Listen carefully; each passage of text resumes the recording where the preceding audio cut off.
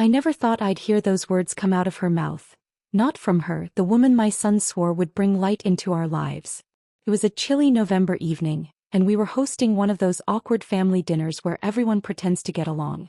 Victoria had invited some of her co-workers over, probably to show off how perfect her life was. Or at least how perfect she wanted it to seem. I stayed in the kitchen most of the night, tidying up plates and refilling wine glasses, doing what I always did. Keeping things running smoothly so no one would notice how much effort it took. But then as I passed the living room, I heard her voice rise above the chatter. "This old woman ruined my marriage," she said, loud enough for me to catch every word. My heart stopped. It felt like someone had punched me in the gut. I froze there, hidden behind the doorway, clutching an empty tray so tightly my knuckles turned white. She didn't even call me by name, just, "this old woman," as if I were nothing more than a nuisance cluttering up her picture-perfect life. I wanted to step forward, confront her, demand an explanation. But my legs wouldn't move. Instead, I retreated to my bedroom, closing the door softly behind me. I sat on the edge of my bed, staring at the framed photo of Robert and me when he was just a boy, holding on to memories that suddenly felt fragile and distant. How could this have happened? After everything I'd done for them, for her, how could she say such a thing? The next morning I tried to act normal, but the weight of Victoria's words lingered like a shadow over every interaction. Over breakfast, I watched her sip her coffee with that smug little smile she always wore when she thought she'd won something. Robert, bless him, seemed oblivious to the tension crackling between us. He chatted about work, his promotion prospects, and how grateful he was for all the help I'd given them during the tough times after his layoff last year. If only he knew how ungrateful his wife truly was. As the days went on, I started noticing small things I'd ignored before because I didn't want to believe they mattered. Like the way Victoria dismissed my advice on disciplining the kids or the subtle eye rolls whenever I offered to cook dinner. Once I caught her whispering to a friend on the phone, saying something about how she doesn't know when to back off. At first I told myself it wasn't personal, maybe she was just stressed or insecure. But deep down I couldn't shake the feeling that there was something darker brewing beneath the surface. And the worst part? I didn't know who to turn to. Not Robert, he idolized her too much. So I kept quiet, letting resentment simmer inside me like a pot about to boil over. One afternoon, while Robert was at work and the kids were at school, I decided to take a walk around the neighborhood. The crisp autumn air usually calmed me, but today, it only heightened my unease. As I rounded the corner near the park, I spotted Victoria sitting on a bench with a man in a tailored suit. They weren't talking casually, he was handing her papers and she nodded intently, her face serious. When they parted ways, I waited until she disappeared into the house before approaching the lawyer. Pretending to be lost, I asked if he could point me toward Elm Street. His response confirmed my suspicions. He specialized in estate planning and family law. Estate planning? Family law? What business did Victoria have consulting a lawyer unless she was planning something drastic? That night I couldn't sleep. Every creak of the floorboards made me jump, imagining Victoria plotting against me in secret. For years I'd poured my heart into this family, taking care of the kids, managing the household, even helping pay bills when money got tight. Was none of it enough? Did she really see me as such a burden that she'd go to a lawyer to figure out how to get rid of me? The thought sent shivers down my spine. I needed answers, but I also knew I couldn't ask directly. So I began paying closer attention to her phone calls, her emails, anything that might give me a clue about what she was planning. Little did I know the truth would hit harder than I ever expected. A week later I finally found my chance. Victoria left her laptop open on the dining table while she ran upstairs to check on the kids. Heart pounding, I glanced around to make sure no one was watching, then quickly scanned through her emails. What I found made my blood run cold. There were messages exchanged with the lawyer, discussing options for restructuring living arrangements, and even hints at contesting my rights to stay in the house. Worse still, there was a thread where she vented to a coworker about how I'd supposedly pressured Robert into taking time off work to help with the kids, a decision she claimed cost him a major promotion. According to her version of events, I was single-handedly responsible for derailing their lives. I stumbled back to my chair, feeling sick to my stomach. All this time I thought I was helping. I thought I was being the supportive mother-in-law any son would be lucky to have. But according to Victoria, I was nothing more than a meddling old woman standing in the way of their happiness. Tears blurred my vision as I realized just how far apart we'd grown. Robert came home soon after, laughing about some joke from the office, completely unaware of the storm brewing under his own roof.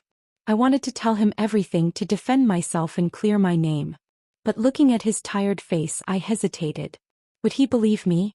Or would he side with her just like everyone else? The more I thought about it, the angrier I became. How dare she twist everything I'd done for this family into some kind of malicious agenda? It wasn't just about me anymore. It was about fairness, about setting the record straight. So one evening, after Robert got home from work and Victoria disappeared upstairs to take a bath, I decided it was time to confront him. "Robert," I said softly, sitting down across from him at the kitchen table, "I need to talk to you." His brow furrowed as he set aside his phone, clearly sensing something was wrong. "I overheard something last week," I began, my voice trembling despite my best efforts to stay calm. "Victoria, she said some things about me. About how I've ruined your marriage." Before I could finish, his expression shifted, from curiosity to defensiveness. "Mom, what are you talking about?" he asked sharply. When I explained what I'd heard and later what I'd discovered in her emails, he didn't react the way I expected. Instead of comforting me or promising to look into it, he sighed heavily and leaned back in his chair. "You've been involved too much, Mom. She's not entirely wrong. You do tend to step in where you're not needed." Those words cut deeper than anything Victoria had said. My own son taking her side without even hearing my full story. For a moment I couldn't breathe.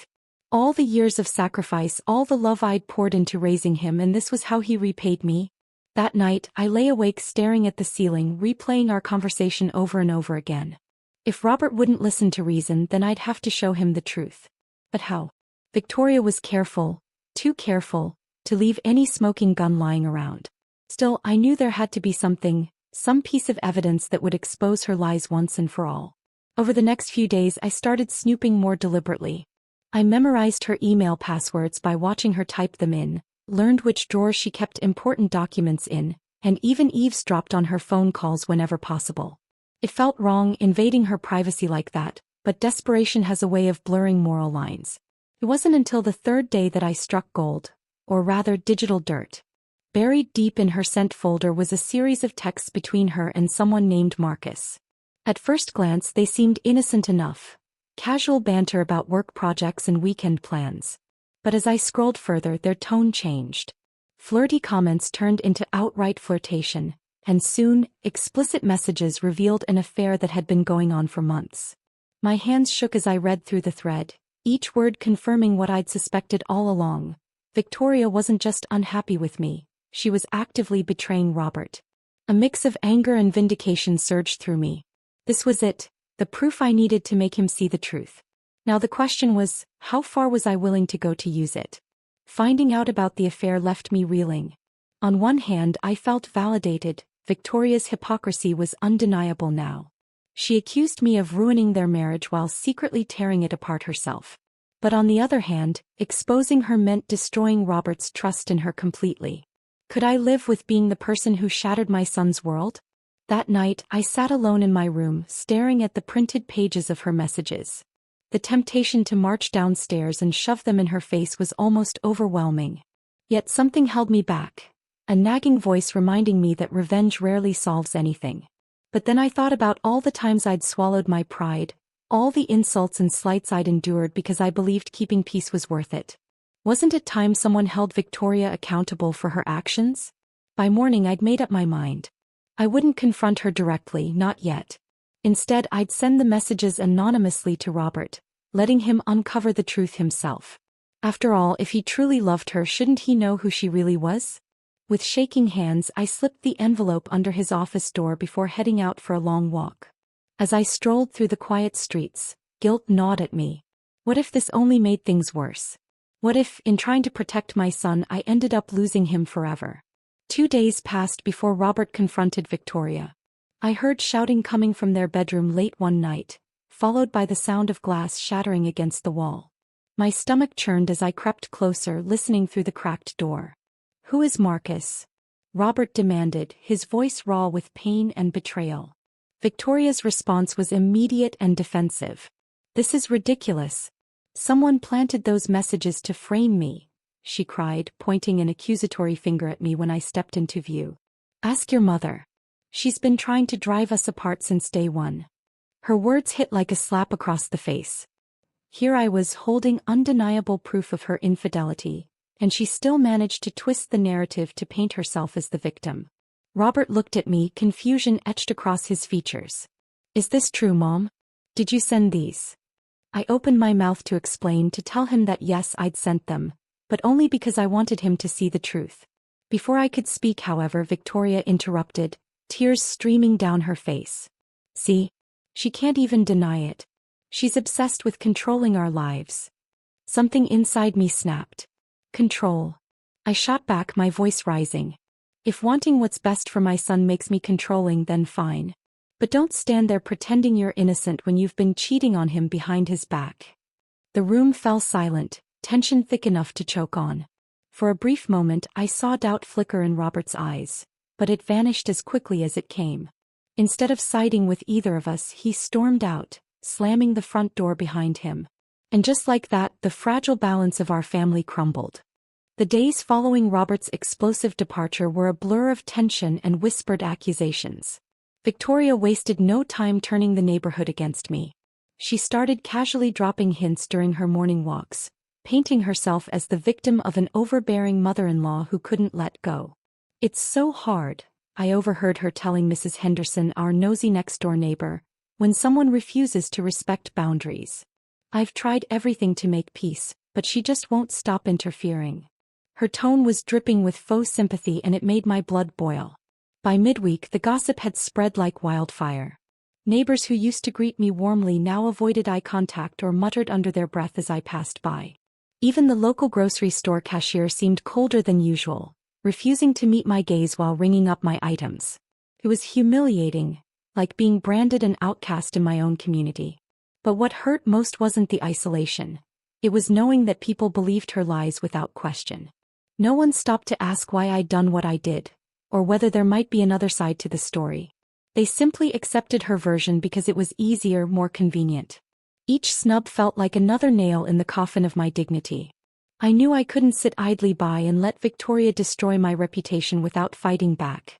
So when the annual block party rolled around, a tradition we'd hosted for years, I decided it was time to confront her publicly. The evening started innocently enough, with laughter and music filling the air as families mingled in our backyard.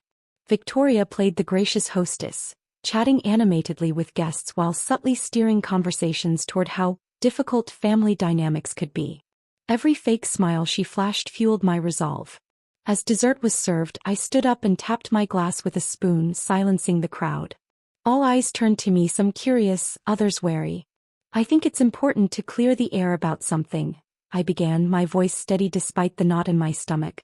I proceeded to recount snippets of Victoria's affair, presenting printed copies of her messages as evidence. Gasps rippled through the crowd as she turned pale, shaking her head in denial. "This is insane," she shouted, attempting to rally support. But the damage was done. People exchanged uneasy glances, unsure whom to believe. Though part of me relished seeing her squirm, the victory felt hollow. By the end of the night, I realized I'd traded one form of alienation for another. Everyone left early, whispering among themselves, and the house fell eerily quiet. For the first time I wondered if revenge had been worth the cost. In the aftermath of the block party, Victoria packed a suitcase and moved out temporarily, claiming she needed space to process everything. Marcus, unsurprisingly, welcomed her with open arms, and rumors quickly circulated that they were planning to start fresh somewhere far away. Meanwhile, Robert remained distant, retreating into himself as he grappled with the betrayal of both his wife and his mother. He stayed at a friend's apartment for several nights, refusing to answer my calls or texts. The silence between us was deafening, heavier than any argument we'd ever had before. For a brief moment I allowed myself to feel triumphant.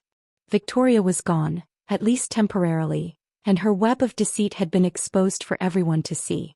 Yet the satisfaction didn't last long. Without her constant presence stirring up conflict, the emptiness of the house became unbearable. Meals went uneaten, toys lay scattered across the living room floor untouched, and the once familiar sound of laughter from the kids was replaced by eerie stillness.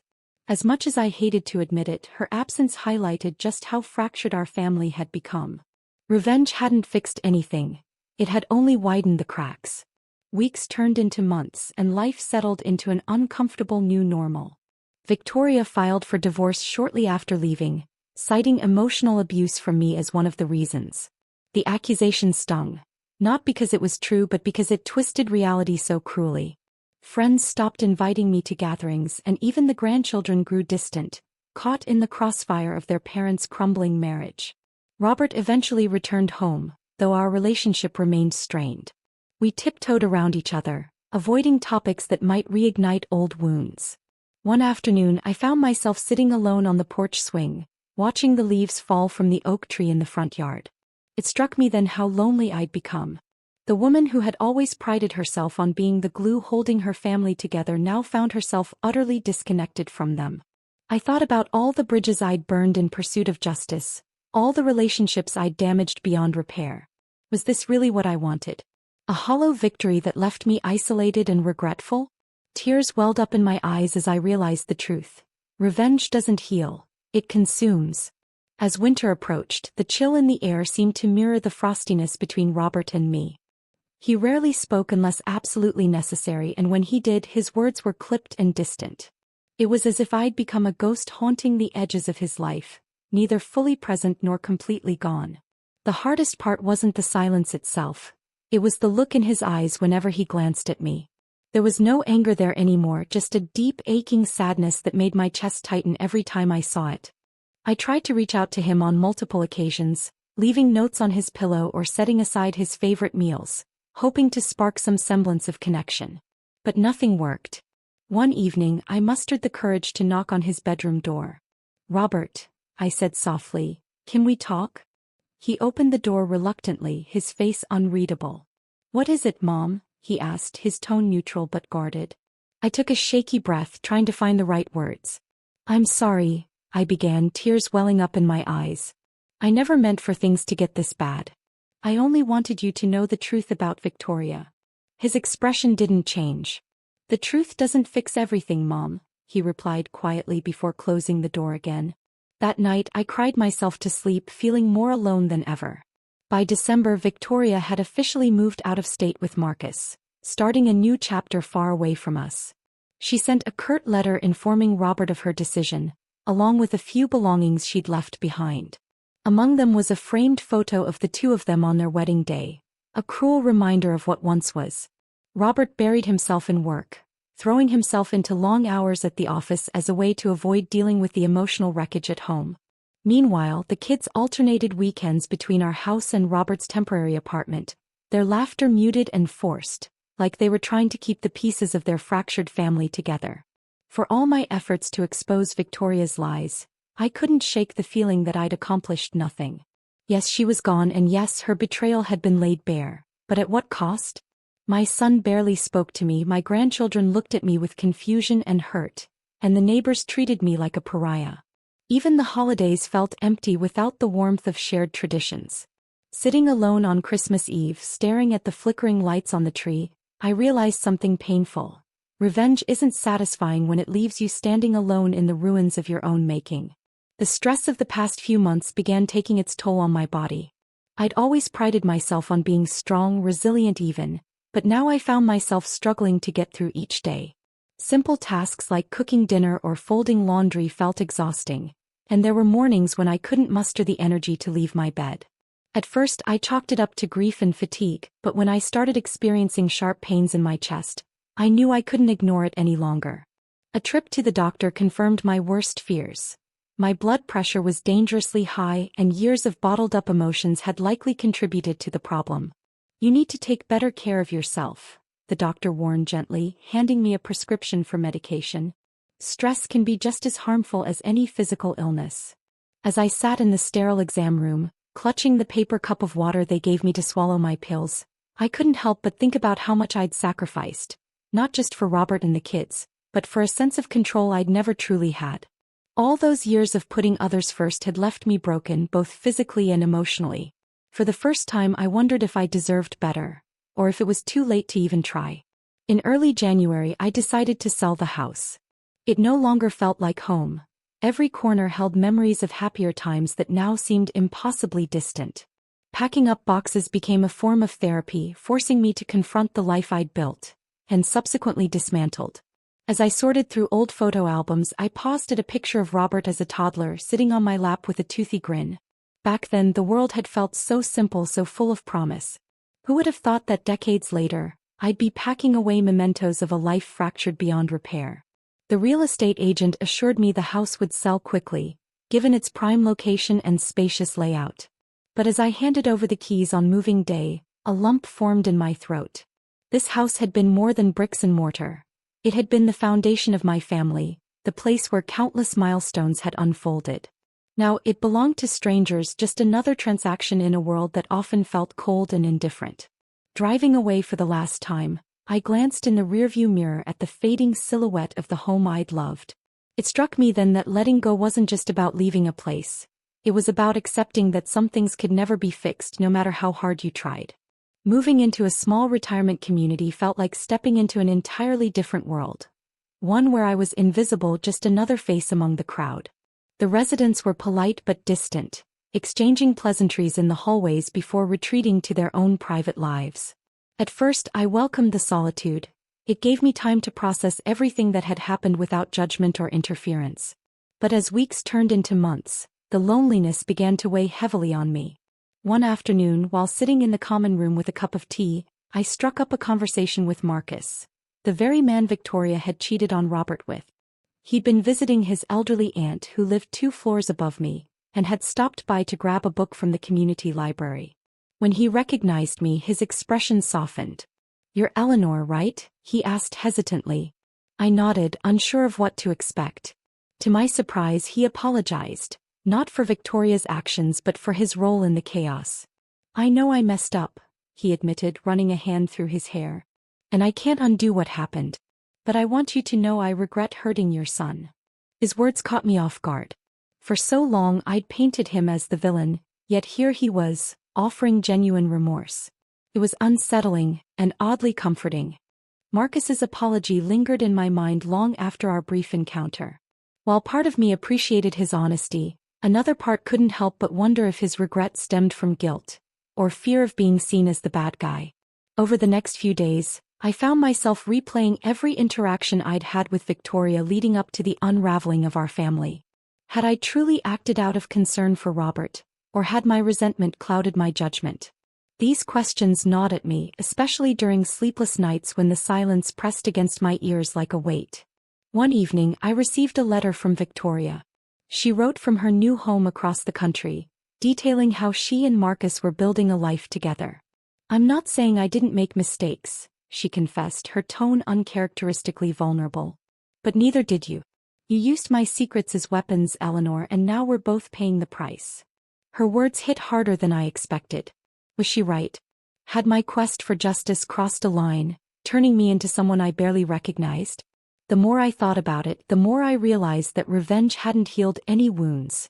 It had only created new ones. And now, instead of feeling vindicated, I felt trapped in a cycle of blame and regret. As spring approached, I decided to revisit the neighborhood where I'd spent so many years. Driving past familiar streets brought back a flood of memories, both good and bad. I parked near the park where I used to take the kids on sunny afternoons, watching them chase each other around the playground while Robert and I laughed from a nearby bench. Those moments seemed impossibly distant now, like scenes from a movie I'd watched long ago. When I arrived at the old house, I saw that the new owners had painted the shutters a cheerful shade of blue. Children's toys littered the front yard and laughter spilled out from an open window. It should have filled me with warmth, knowing the house was still a place of joy for someone else. Instead, it left me hollow, reminding me of everything I'd lost. As I stood there, tears streaming down my face, I realized something painful. I wasn't mourning the loss of the house itself. I was mourning the family I'd failed to protect. No matter how hard I tried to justify my actions, the truth remained. I'd let anger guide me, and in doing so, I'd destroyed the very thing I'd fought so desperately to preserve. A few weeks later, Robert finally reached out. His text was brief and hesitant. "Can we meet for coffee sometime?" My heart leapt at the invitation, though I tempered my expectations. When we met at a quiet cafe downtown, the awkwardness between us was palpable. We exchanged small talk about work and weather, avoiding anything too personal. Finally, he sighed and leaned forward, his voice softening. "Mom, I don't know if things will ever go back to the way they were," he admitted. "But I miss you. And I think, maybe we both made mistakes." His words caught me off guard. For so long, I'd assumed he blamed me entirely for everything that had gone wrong. Hearing him acknowledge his own role in the conflict was unexpected and humbling. "I miss you too," I replied, my voice trembling. "More than you know." We didn't resolve everything that day, nor did we pretend to have all the answers. But for the first time in months, there was hope, a fragile thread connecting us, tenuous but real. As we parted ways, I allowed myself to believe that maybe, just maybe, healing was possible, even if it came slowly. In the months that followed, I focused on rebuilding what little I could salvage of my relationships. I started writing letters to my grandchildren explaining my side of the story, not to justify my actions, but to ensure they understood why I'd done what I did. Each letter was a labor of love, filled with memories of happier times and heartfelt apologies for the pain I'd caused. "I hope someday you'll forgive me," I wrote in one, my pen hovering over the page as tears blurred my vision. "Because I already forgive you, for the confusion, for the distance, for simply being children caught in the middle of something far beyond your control." These letters became a form of catharsis, allowing me to confront my regrets head-on. Yet even as I poured my heart into them, I knew forgiveness wouldn't come easily, not from others and certainly not from myself. Some wounds run too deep to heal completely, leaving scars that remind us of lessons learned the hard way. Still, writing gave me purpose, a reason to keep moving forward despite the weight of everything I'd lost. On a crisp autumn evening, I sat alone on the balcony of my apartment, watching the sun dip below the horizon. The sky blazed with hues of orange and pink, painting the world in fleeting beauty. It struck me then how much life mirrored this moment, brilliant yet transient, full of light but inevitably fading into darkness. I thought about all the choices I'd made, the battles I'd fought, and the people I'd hurt along the way. Revenge had cost me dearly, stripping away pieces of my soul until there was little left but regret. As the last rays of sunlight disappeared, I whispered a silent prayer, not for redemption but for peace. Peace for Robert, for my grandchildren, and most importantly for myself. Life is messy, complicated, and often unfair. But perhaps its greatest lesson lies in understanding that the hardest battles we fight are the ones within ourselves. With a heavy heart but a glimmer of acceptance, I rose from my chair, ready to face whatever tomorrow might bring.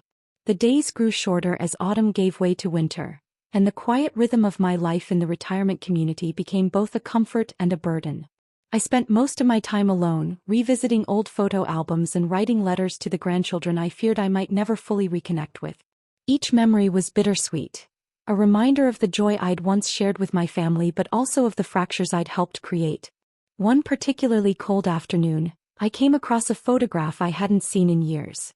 It was taken on Robert's 5th birthday, the day I'd baked him a chocolate cake shaped like a rocket ship. His face was smeared with frosting, his eyes wide with delight as he blew out the candles. In the background, my late husband stood smiling, his arm draped casually around my shoulders. For a moment I could almost hear their laughter echoing through the house, filling the air with warmth and love. But the sound faded quickly, replaced by the heavy silence of my empty apartment. I traced the edges of the photo with trembling fingers, wondering if I'd ever feel that kind of happiness again, or if it was lost forever. By the time Christmas rolled around, I'd settled into a fragile routine. Robert visited occasionally, bringing the kids for short stays during school breaks. They were polite but distant, their smiles tinged with uncertainty. Victoria had remarried Marcus and sent a generic holiday card from her new home, wishing us peace and joy. The irony wasn't lost on me. Despite these small gestures of reconciliation, the wounds remained raw, too deep to heal entirely. On New Year's Eve, I sat alone in my apartment, staring at the clock as the minutes ticked closer to midnight. Outside, fireworks lit up the sky, their bursts of color casting fleeting shadows across my walls. I thought about all the resolutions I'd made over the years, to be a better mother, a better grandmother, a better person. None of them had mattered in the end. The mistakes I'd made couldn't be undone, no matter how many promises I made to myself or others. As the final seconds of the year slipped away, I whispered softly to the empty room, "I'm sorry. Not just for what I'd done but for everything I hadn't. The moments I'd let slip by unnoticed, the chances I'd failed to take." When the clock struck 12, signaling the start of a new year, I turned off the lights and climbed into bed. My body ached with exhaustion but sleep eluded me. Instead, I lay there listening to the distant echoes of celebration, feeling the weight of my regrets settle heavily around me. Life is messy, unpredictable, and often cruel, but it's also ours to navigate, however imperfectly. As I closed my eyes, I realized the hardest truth of all. Sometimes the best we can hope for isn't redemption but acceptance. And so, with a heart bruised but still beating, I drifted off to sleep, ready to face whatever tomorrow held, even if it meant carrying the past with me.